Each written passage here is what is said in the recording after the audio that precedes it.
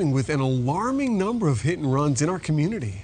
Tonight, Fox 4's Sandra Rodriguez digging deeper to what is driving the increase and what you really need to know about the penalties for driving off after such an incident. Sandra?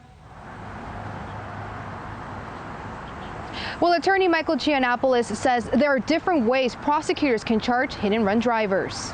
The first thing we look at and we think about when there's been a hit-and-run accident is what was the damage caused by the accident.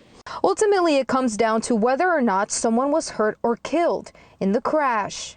If there's property damage, then it's a misdemeanor to leave the accident. If there's personal injury, then it's a felony to leave the accident. While a misdemeanor can result with a sentence of up to a year in jail, hit and runs with injuries can result in much higher sentences.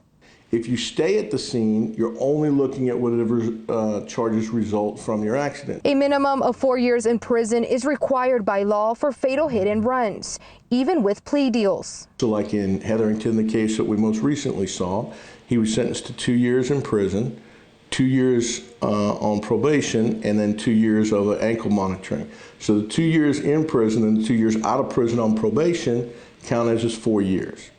Giannopoulos says plea deals help serve justice and also the system itself.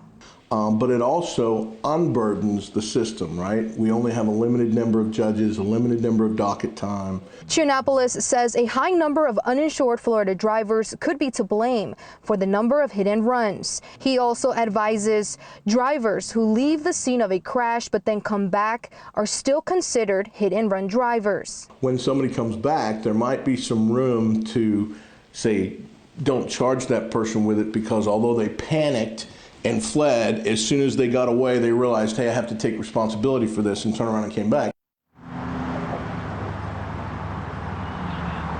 Giannopoulos says the best thing a driver can do is to stay at the scene of the crash, because eventually they'll have to deal with it. But if they leave, they'll have to face additional fleeing charges.